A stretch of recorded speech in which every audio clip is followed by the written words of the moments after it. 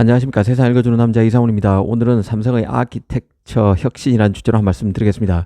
이 기존 컴퓨터는 연산 장치에 메모리가 붙어 있는 방식입니다. 바로 폰노이만 방식이죠. 그런데 이 폰노이만 방식은 연산을 처리하는 구역과 데이터를 저장하는 구역이 분리되어 있습니다. 그래서 구역 사이에 신호를 전달할 때 신호 전달 지연이 발생하는 것이죠. 이 과정에서 필연적으로 전력 손실이 과도하게 발생할 수밖에 없습니다. 이런 한계 때문에 이 단순 연산이 아닌 복합적인 병렬 연산을 할 때 효율성이 떨어지는 것입니다. 그 인간의 뇌는 정보 처리와 기억 기능을 동시에 수행하는 것이죠. 그래서 폰노이만 컴퓨팅 시스템은 단순 연산에 능한 반면에 뇌처럼 병렬 정보를 처리하는 데는 효과적인 대안이 되지 못합니다. 그래서 인공지능 컴퓨터를 구현하기 어렵게 만드는 장애물이 있는 것이죠.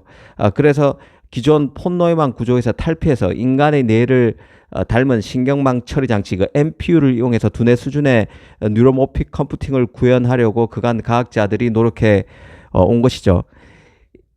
이 고성능 NPU를 구현하기 위해서는 이 아키텍처를 처음부터 새롭게 구상해야 합니다. 인간의 뇌를 모사하는 데 초점을 두는 방식인 것이죠. 이 NPU 기술은 아직 초기 단계에 불과합니다. 게다가 그 현존하는 모바일 기기가 완벽한 뉴로모핑 컴퓨팅을 구현하기도 어려운 상황입니다. 공간과 소비 전력의 한계가 명확하기 때문이죠. 이 NPU 기술이 가장 먼저 적용된 게 바로 스마트폰부터입니다. 이 NPU는 그 아키텍처, 설계, 칩 구조는 물론 칩 제조에 사용되는 소재의 변화까지도 요구합니다. 그 AP 시대, 모바일 AP 시대에는 ARM과 퀄컴이 커다란 수혜를 보는 과정에서 기술 격차를 실감해야 했던 삼성이 그 NPU라는 새로운 아이템이 매력적으로 보였을 것입니다. 그래서 삼성이 지난 1919년이죠. 이 CPU 사업에서 손을 뗐었습니다. 그러면서 그 오스틴의 연간 부서도 해체했었죠. 이 언뜻 보면 시스템 반도체 1위를 목표로 잡은 삼성의 결정과는 배치되는 그런 행보였었는데요. 그러나 이런 결정에는 NPU와 뉴로모픽 컴퓨팅과 비메모리 반도체와 메모리 반도체를 하나의 칩으로 합해서 메모리 반도체가 연산 기능까지 수행하는 핀과 같은 제품, 프로세싱 인 메모리죠. 프로세싱 역할을 일부 수행하는 메모리를 뜻합니다. 이런 것에 베팅하겠다는 삼성의 전략적 판단이 담긴 결정으로 봐야 합니다. 이미 그 핌은 한창 연구가 진행되고 있는 상황인데요. 이 삼성과 하이닉스 같은 경우는 전통적으로 메모리 반도체 제조에 강점을 가지고 있는 업체들입니다. 이 고성능 연산 장치에서의 사업 경험은 거의 없다시피 하죠. 그래서 NPU 시장이 성장하는 가운데 이런 메모리 기업이 내놓은 대안은 기존의 메모리 반도체에서 연산 기능을 추가하겠다는 것입니다. 즉 메모리 반도체를 중심으로 한 컴퓨팅을 하겠다는 것이죠.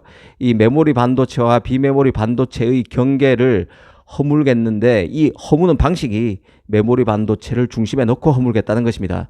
이 추후 반도체 산업, 칩 산업은 칩의 종류가 더욱 세분화되고 고성능 칩을 여러 기능으로 쪼개는 방식이 확대될 수밖에 없습니다. 이에 따라 쓰임새가 더욱 특화된 칩이 많아질 수밖에 없는데요. 그렇게 NPU와 그 핌이 꼭 경쟁 관계라고 보기는 어려운 측면이 있습니다. 다만 인공지능 시대에 맞춰서 각각 그 장점을 갖는 형태로 발전할 것입니다. NPU, 프로세서와 핌, 메모리가 융합된 형태의 새로운 칩도 아마 등장하게 될 것입니다. 그래서 저번에 GPU와 HBM의 조합의 독점이 깨질 것이라는 말씀도 드린 적이 있습니다. 특히 프로세싱 인 메모리, 핌 같은 제품은 기능의 다양하지만 전력 소모 절감 등에서 비약적인 경쟁력을 갖고 있습니다. 그래서 하이퍼스케일 서버나 인공지능 서버와 같이 대용량 데이터 저장이 필요하고 또 고성능 연산이 함께 필요한 영역에서 이 핀과 같은 메모리가 먼저 사용될 것으로 생각됩니다. 현재 기술 수준에서의 핌은 고성능 연산을 수행하기 어렵기 때문에 CPU와 GPU처럼 범용 제품으로 사용되기 어려운 한계점을 분명히 갖고 있습니다.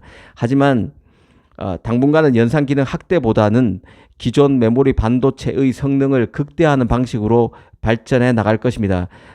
특히 이 과정에서 기존 D램 칩의 성능 향상도 필수적이겠지만 완성된 D램을 최종 칩으로 완성하는 과정에서 또 한 번 성능을 끌어올려주는 과정도 필수적일 것입니다. 궁극적으로는 인공지능 반도체가 뉴로모픽 환경을 구현하기 위해서 하나의 셀에서 데이터 연산과 저장이 모두 이루어지는 방향으로 발전할 수밖에 없습니다. 그러나 지금 현재는 이런 기술을 구현할 소재, 제조 공정, 제조 단가 등이 모두 만족스럽지 못한 상황입니다. 그래서 NPU가 연산 기능에 초점을 맞추고 기존의 GPU와 CPU를 모방해서 더욱 인공지능에 특화된 기능을 구현하면서 성능을 끌어올리는 방식으로 발전할 것이 분명합니다. 이 과정에서 핌은 전력 소모와 데이터 처리 속도를 전력 소모는 줄이고 데이터 처리 속도는 빨리 할 수 있는 방향으로 계속 발전해 나갈 것입니다.